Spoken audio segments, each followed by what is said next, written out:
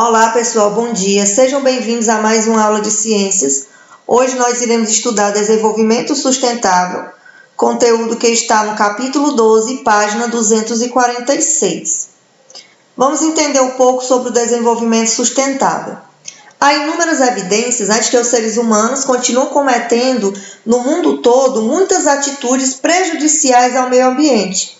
No passado, houve exploração abusiva dos recursos naturais, tais como petróleo, carvão mineral, minérios, madeira, porque eles eram relativamente abundantes e baratos.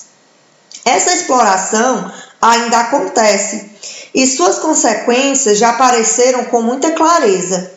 O desmatamento acentuado, a extinção de espécies, a perda de fertilidade do solo, a poluição do ar e da água, são apenas alguns exemplos.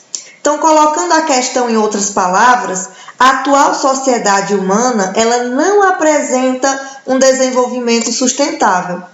Então, afinal, o que é esse desenvolvimento sustentável? A expressão desenvolvimento sustentável pode ser entendida como desenvolvimento econômico e material que leve em conta as consequências das atividades humanas sobre o ambiente e utilize recursos naturais que possam ser renovados para que não haja degradação do ambiente ou esgotamento desses recursos. Para que uma sociedade se desenvolva de forma sustentável, ela deve praticar atitudes que atendam não apenas às suas necessidades, mas também às necessidades das gerações futuras. Então, o desenvolvimento sustentável, para que você aplique o desenvolvimento sustentável, você tem que usufruir daquilo que a natureza lhe oferece, se preocupando não apenas com você, mas também com as gerações futuras. Então, tem que ter essa preocupação de preservar o ambiente. Então, aqui nós temos os desafios para estabelecer o desenvolvimento sustentável da sociedade humana. Estão relacionados, entre outros, a qualidade do ar, a qualidade da água, a obtenção de alimento, seres vivos e a biodiversidade, produção de bens e geração de energia. De modo geral, podemos dizer que na época atual, o desenvolvimento da humanidade não é sustentável. Isso acontece porque a população mundial retira da natureza uma quantidade de recursos maior do que ela é capaz de repor. E também porque lança no ambiente uma quantidade de resíduos maior do que a natureza é capaz de decompor e reintegrar o ciclo natural de matéria existente nos ecossistemas. Elaborar estratégias para que a sociedade se desenvolva de modo sustentável é o grande desafio, provavelmente o maior do século XXI. Não estar atento a esse fato é submeter a humanidade a um futuro que repetirá em escala global. Agora vamos para a ação humana e desequilíbrios ambientais. Nos ecossistemas, existe uma complexa relação de dependência dos seres vivos entre si e destes com os fatores não vivos do ambiente. A atividade humana pode interferir nessas relações e impedir o ecossistema de se recompor. Então, nós temos aqui a redução da fertilidade do solo, que é um dos desequilíbrios ambientais provocados por essa ação humana. Então, para exemplificar, vamos considerar o desmatamento da floresta amazônica. A atuação dos decompositores sobre os resíduos, que na sua maioria são restos de plantas, deixa no solo nutrientes necessários às plantas. Com o desmatamento, várias plantas de uma área deixarão de existir. Consequentemente, os decompositores deixarão de obter alimento, pois não haverá resíduos para utilizar em sua nutrição, e assim morrerão. Enquanto o solo estiver desprotegido pela ausência de vegetação, a chuva e o vento podem facilmente carregar para longe a camada superior do solo, que contém nutrientes necessários às plantas. Sem nutrientes no solo e sem decompositores, A mata das regiões vizinhas não se expande em direção ao terreno desflorestado, pois o solo perdeu sua fertilidade. Ainda que o ser humano introduza novas plantas nesse local, pode ser que não existam nutrientes em quantidade suficiente no solo para que ela se desenvolva.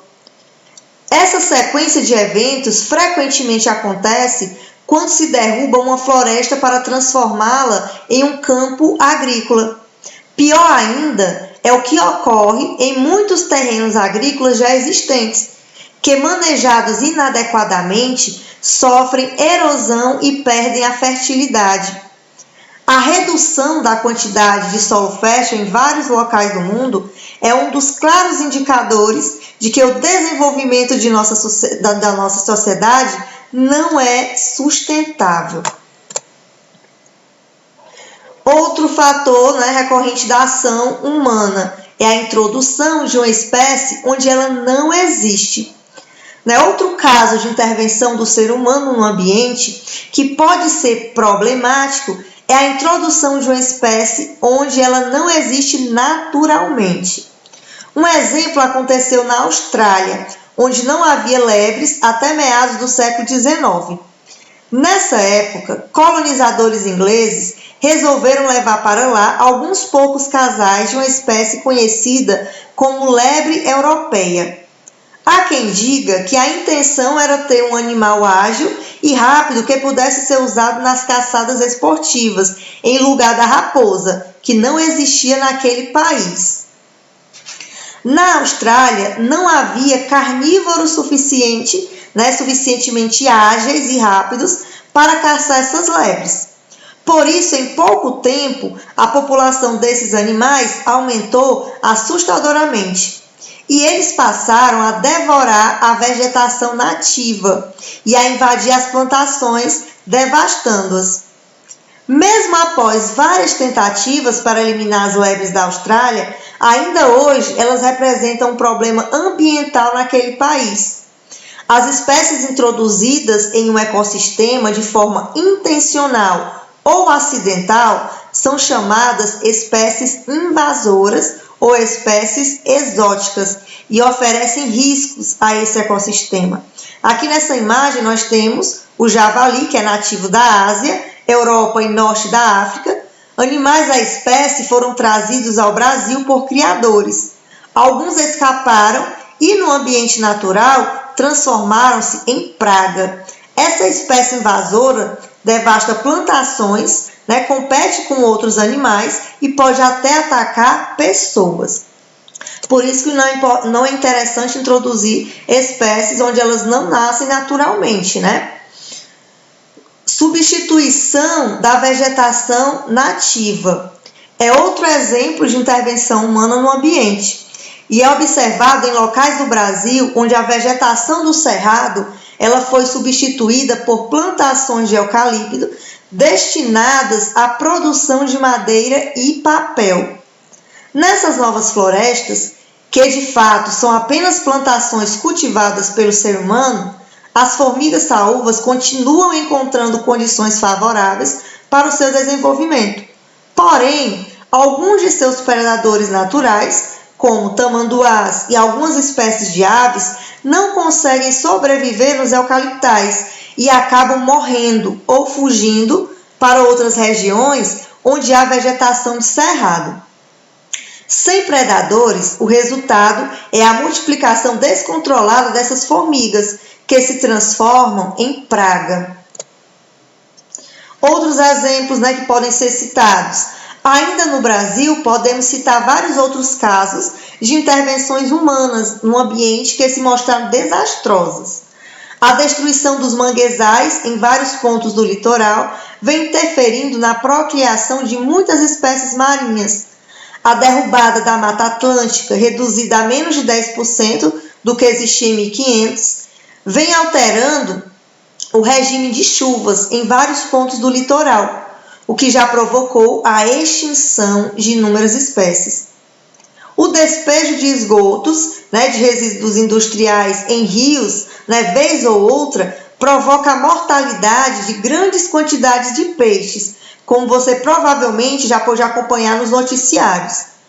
A ação agressiva do ser humano pode causar sérios problemas ambientais, a ponto dos ecossistemas não mais recuperarem o equilíbrio. Então tem que ter muito cuidado também, com o descarte do lixo, para evitar esses desequilíbrios. Agora vamos para as unidades de conservação. Qual a importância dessas unidades de conservação? Então, a ocupação desordenada do espaço nacional pelo ser humano traz consequências, por vezes, desastrosas, como a degradação do ambiente e a extinção de muitas espécies. Muitas já foram extintas, sem sequer terem sido estudadas pelos cientistas. A fim de diminuir esses problemas, foram elaboradas leis ambientais que regem a ocupação do espaço, visando permitir a ocupação e a exploração do ambiente sem sua destruição. Por meio delas, foram criadas também as unidades de conservação ambiental, que têm por meta a conservação de áreas com grande valor ecológico. Então, essas unidades de conservação têm como objetivo a conservação de áreas com grande valor ecológico. A legislação prevê vários tipos diferentes dessas unidades. Algumas são mantidas pelo governo federal, outras pelos governos estaduais e outras ainda por entidades particulares. São estações ecológicas, reservas biológicas, parques nacionais, refúgios da vida silvestre e etc. Cada um desses tipos está sujeito a leis específicas, que permitem ou não certas atividades na sua área. A mais antiga dessas unidades é o Parque Estadual de Cataguases, em Minas Gerais, que foi criado em 1932. O mais antigo dos parques mantidos pelo governo federal é o Parque Nacional de Itatiaia, criado em 1937, que abrange áreas de Minas Gerais e Rio de Janeiro. Longe de serem obstáculos ao progresso, essas unidades de conservação ambiental tornam possíveis a conservação da biodiversidade e as pesquisas científicas, além de gerar recursos decorrentes do turismo. Agora vamos para os recursos renováveis e os recursos não renováveis. Qual é a diferença entre um recurso renovável e um recurso não renovável? Primeiramente, vamos entender o conceito de recurso natural. O recurso natural é tudo aquilo que existe na natureza e que pode ser utilizado pelo ser humano para suprir suas necessidades. A madeira das florestas, a água doce, a luz solar, as quedas d'água, os minerais, os combustíveis fósseis e os peixes de lagos, rios e oceanos são exemplos de recursos naturais. Alguns desses recursos, eles são renováveis, isto é, são produzidos por mecanismos naturais e, portanto, repostos naturalmente. Exemplos de recursos naturais renováveis: a luz solar, o vento, as quedas d'água, entre outros. Então, esses recursos renováveis, eles são produzidos por mecanismos naturais e podem ser repostos naturalmente. Muitos dos recursos naturais renováveis só podem ser adequadamente renovados se forem explorados pela humanidade em uma velocidade suficientemente baixa para que permita a reposição natural. Ou seja, não significa, pelo fato de ser um recurso renovável, que eu posso usá-lo indiscriminadamente, sem estar me preocupando com a quantidade. Eu tenho que dar tempo para que ocorra essa reposição natural. Um exemplo é o caso do solo fértil, das reservas de água potável, do ar isento de poluição, da madeira e dos peixes. E o que são os recursos naturais não renováveis?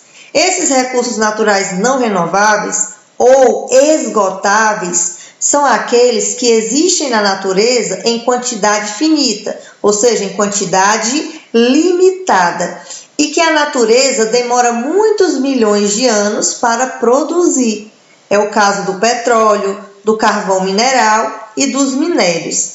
Então, se o ser humano explorar a jazida de um desses recursos, né, petróleo, né, carvão mineral, por exemplo, até a sua exaustão, ela não será renovada pela natureza para o nosso uso.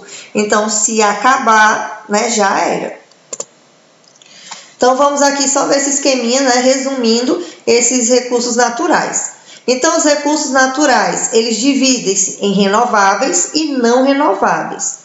Os renováveis, nós já vimos que são aqueles, né, que podem se repor naturalmente, mas eu não posso usá-los de forma indiscriminada. E os recursos não renováveis são aqueles esgotáveis. Então, no caso dos renováveis, nós temos como exemplos luz solar, vento, quedas d'água, marés, ar não poluído, né, água não poluída, solo fértil, seres vivos. E os não renováveis, exemplos, combustíveis fósseis e minerais.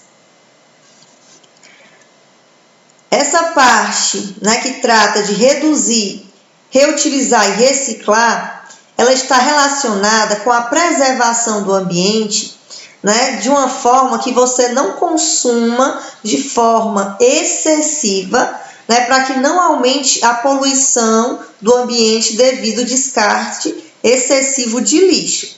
Então, ao usar recursos naturais como matéria-prima, o sistema produtivo industrial está explorando o ambiente. Então, alguns dos recursos usados, como o ar, os seres vivos, a água e o solo, são renováveis, desde que explorados corretamente de modo sustentável. Outras dessas fontes, entretanto, não são renováveis, como nós já vimos, como é o caso dos minerais, o petróleo e o carvão mineral. Então, a necessidade que a sociedade tem de usar recursos materiais propõe um grande desafio para o futuro. Os recursos não renováveis podem se esgotar e os recursos renováveis têm sido explorados, em geral, acima da capacidade que a natureza tem para renová-los. Então, buscar alternativas para acabar com a exploração descontrolada, né, de matérias-primas é um desafio urgente para a sociedade. E todo cidadão pode contribuir para isso com simples mudanças em suas atitudes. Então, de que forma? Refletindo sobre a real necessidade de consumo. Como assim a real necessidade de consumo? É você consumir somente aquilo que você realmente precisa, né? A quantidade que você realmente precisa.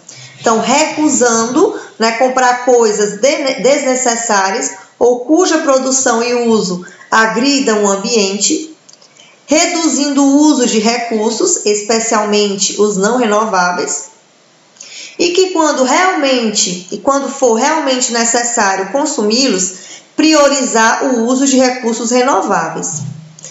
Reutilizando objetos ao máximo, reciclando materiais como plástico, metal, papel e vidro, certo? Então, dessa forma, a gente vai amenizar bastante os efeitos negativos, né, sobre o ambiente. Agora vamos conhecer os 12 princípios do consumo consciente. Primeiro, planeje suas compras. Não seja impulsivo nas compras. A impulsividade é inimiga do consumo consciente. Planeje antecipadamente e, com isso, compre menos e melhor. Avalie os impactos de seu consumo. Leve em consideração o meio ambiente e a sociedade em suas escolhas de consumo. Terceiro, consuma apenas o necessário.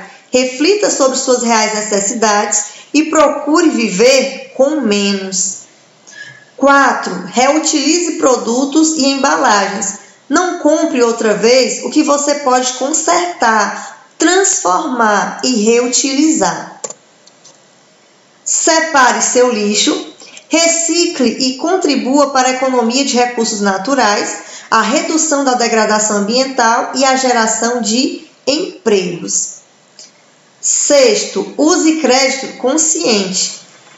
Pense bem, né, se o que você vai comprar a crédito não pode esperar e esteja certo de que poderá pagar as prestações. Sétimo, Conheça e valorize as práticas de responsabilidade social das empresas. Em suas escolhas de consumo, não olhe apenas preço e qualidade. Valorize as empresas em função de sua responsabilidade para com os funcionários, a sociedade e com o ambiente. Não compre produtos piratas ou contrabandeados. Compre sempre do comércio legalizado e, dessa forma, contribua para gerar empregos estáveis e para combater o crime organizado e a violência. Contribua para a melhoria de produtos e serviços. Adote uma postura ativa. Envie às empresas sugestões e críticas construtivas sobre seus produtos ou serviços. Divulgue o consumo consciente. Seja um militante da causa. Sensibilize outros consumidores e dissemine informações, valores e práticas do consumo consciente. Cobre dos políticos. Exija de partidos, candidatos e governantes propostas e ações que viabilizem e aprofundem a prática do consumo consciente. 12. E último, reflita sobre seus valores. Avalie constantemente os princípios que guiam suas escolhas e seus hábitos de consumo. Certo? Então, aí nós temos 12 princípios do consumo consciente. Que é de extrema importância, você seguir esses princípios. Agora vamos analisar aqui a ameaça aos recursos renováveis. O ser humano não é mais importante que os outros seres vivos. Nós dependemos dos recursos do planeta para sobreviver. A Terra, no entanto, não precisa de nós. Se a espécie humana for extinta como consequência de nossa própria incapacidade de controlar a exploração do ambiente, o planeta continuará existindo. E muitos seres vivos também. Os recursos naturais são limitados e também não é inesgotável a capacidade que o nosso planeta tem de receber resíduos. Então, aqui nós temos algumas intervenções humanas que comprometem os recursos renováveis. Nós temos a poluição do ar, erosão do solo, extinção das espécies, superexploração da pesca, poluição da água, redução de habitats para a vida selvagem, diminuição de áreas florestais, alterações climáticas e exploração da água subterrânea, além do que é reposta pela chuva. Então, são muitos fatores, devido às intervenções humanas, que podem comprometer os recursos renováveis. O crescimento da população humana. O crescimento populacional, ele também contribui para a degradação do ambiente. Então, no início da era cristã, a população mundial contava com cerca de 200 milhões de pessoas e cresceu gradualmente até cerca de 1 bilhão por volta de 1800. Daí saltou para 2 bilhões nas primeiras décadas do século XX e disparou para 7 bilhões de pessoas em 2011. Então, algumas razões do crescimento populacional. Então, o considerável aumento da população mundial nas últimas décadas deve-se principalmente à diminuição da mortalidade, resultante dos progressos da ciência e da tecnologia. Medicamentos mais avançados, procedimentos médicos mais eficazes, técnicas de assistência a gestantes, melhores condições para o tratamento da água e para o saneamento básico, são algumas das razões que em muitas partes do mundo reduziram a mortalidade infantil e aumentaram a expectativa de vida da população.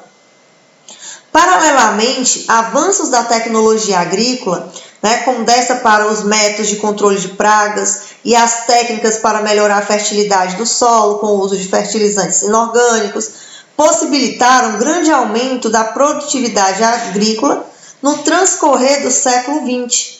Permitindo alimentar a crescente população. Então, hoje, mais de 90% do alimento da população mundial provém da agricultura. Então, todos esses progressos que ajudaram a abrigar mais pessoas no planeta mostram que a espécie humana teve um sucesso adaptativo fabuloso.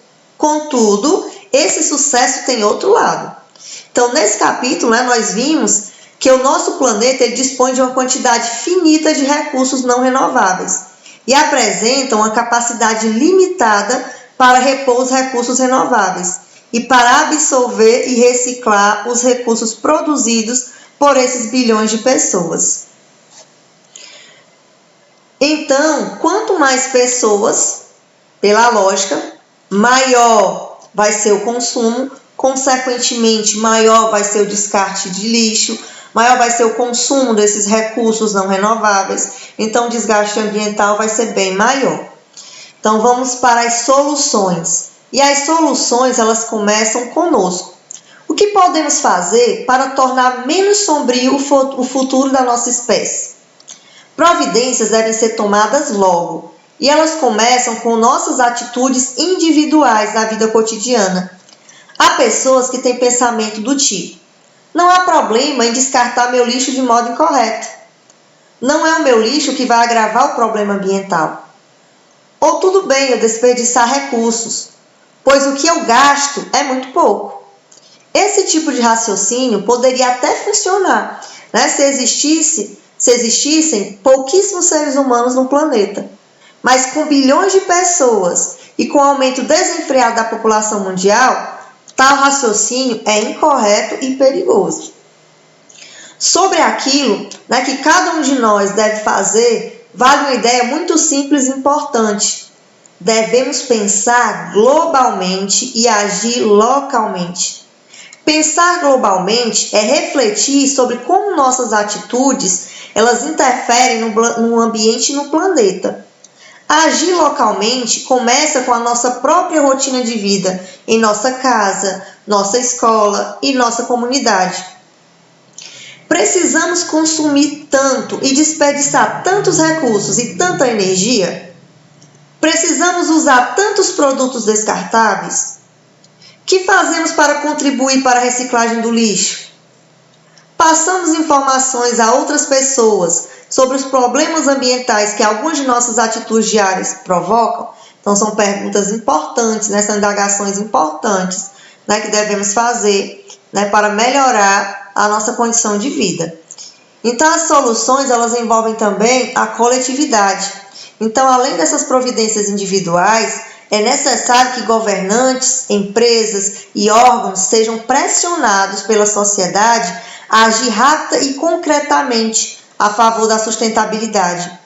Nesse processo, é importante destacar o trabalho em todo o mundo de organizações não governamentais, as ONGs, né, comprometidas com questões ambientais, mas as conquistas ainda são pequenas quando comparadas à dimensão dos problemas e da população do planeta.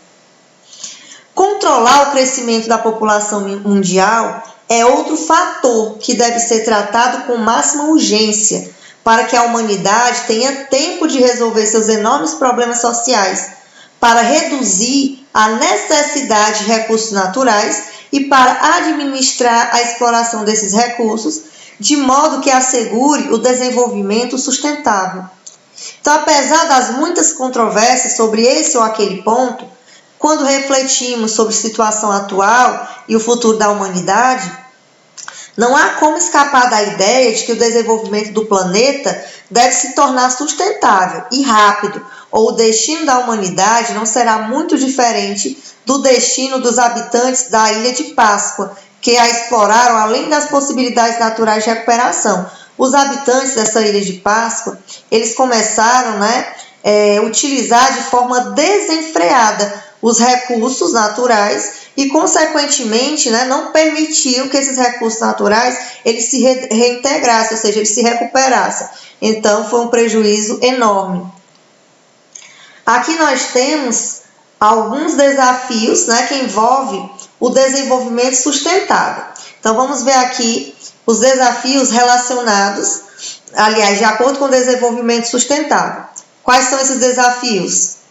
Qualidade do ar, qualidade da água, obtenção de alimentos, seres vivos e biodiversidade, produção de bens e geração de energia, interesses sociais, econômicos e políticos. Então, é o desenvolvimento que visa também qualidade de vida das futuras gerações, né, o desenvolvimento sustentável no caso, né, qualidade de vida das futuras gerações, conservação do ambiente e conservação dos recursos naturais. O desenvolvimento sustentável é dificultado pelo aumento da população mundial, que consequentemente aumenta a produção de resíduos, aumenta a necessidade de consumo dos recursos naturais, né, que podem ser divididos esses recursos naturais em não renováveis, que nós vimos que esses não renováveis são aqueles esgotáveis, e nós temos os renováveis, né, que eles podem se reintegrar se consumidos, né, se usufruídos de forma correta. Espero que vocês tenham compreendido o termo desenvolvimento sustentável. Agora vocês irão fazer a atividade do livro para fixar melhor o conteúdo. Página 260, questões de 1 a 4, que está na seção Use o que aprendeu. Ainda na página 260, vocês vão fazer apenas a questão 2 do Explore diferentes linguagens. Aqui são seções, tá? Então, nessa seção Use o que aprendeu, você vai fazer questões de 1 a 4, na página 260. Ainda na página 260, na seção Explore diferentes linguagens, vocês irão fazer apenas a questão 2. E na página 261, na seção Fábula, vocês irão fazer a questão 2, tá certo? Tenham um bom dia e até a nossa próxima aula de ciências. Essa atividade vocês irão enviar para o link que eu vou disponibilizar no grupo, tá bom?